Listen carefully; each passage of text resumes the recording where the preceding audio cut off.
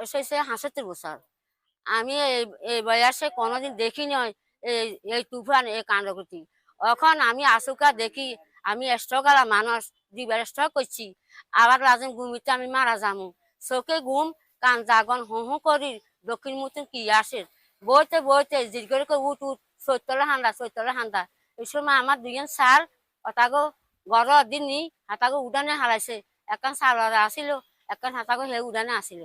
ইয়ে থাই ইয়ে আমার ফুটো নাকি স্বামীটা মিও নাই আই রান্দা বাই করি নিয়ে নাই বেগুন নিয়ে থাই আই ব্যাগ করে হঠাৎ আসিলাম বুঝছি না আই বেগুন আর সিরাই তাই কানা চোখ লাগিয়ে আসে আই ইয়ে আমি ভারী গেছি যারা দোয়াই বেগুন আর টানি বার করে দিছে আর ব্যাগে টানি বার করে দিছে। একটা শস্যকরী একটা আবাস হয়েছে, আবাসের মাধ্যমে সকল বাড়িঘর তছনছ হয়ে গেছে। কেউ মানে দিন মজুরি কাজ করে, কেউ রিক্সা চালায়, কেউ দিনের কাজ করে, কেউ রিক্সা চালায়, কেউ সিঞ্জি চালায়। এগুলোর মাধ্যমে আল্লাহ পাকে এটা একটা দিছে, এটার মাধ্যমে এইগুলি হয়ে গেছে। তো আমি সরকারের কাছে আবেদন জানাচ্ছি, সরকারে যদি আমাদের প্রতি কিছু সহযোগিতা করে এটাই।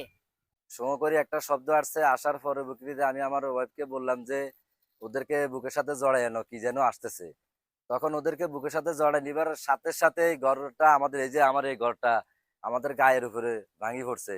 পাশে আমার বাবা মা থাকে, ওই ঘরটার চাল টাল সব উড়ে লেগেছে বাতাসে।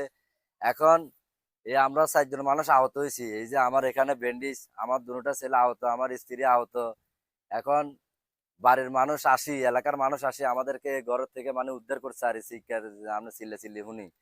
এখন এর প্রতি যে এলাকার মানুষের ধরেন না আমাদেরকে একটু এখন থাকার জন্য আপাতত কিছু একটা করে দিছে আর তো এটা তো আর সবসময় ইয়ে হইব না। আর আমার সংসারে তো আমি একমাত্র উপার্জনকারী। যদি সরকার, আর আমি তো এদিন অসুস্থ, আমার কিডনিতে সমস্যা, ডায়াবেটিস আছে, আমার অপারেশন করা লাগবে। তো যদি সরকারের পক্ষ থেকে আমি যদি কোনো একটা ভালো অনুদান পাই, আমার ঘরটা যদি সরকার যদি করে দিত, তাহলে আমি বিশেষভাবে একটু কৃতজ্ঞ থাকতাম সরকারের কাছে, একটু আমি উপকৃত হইতাম আর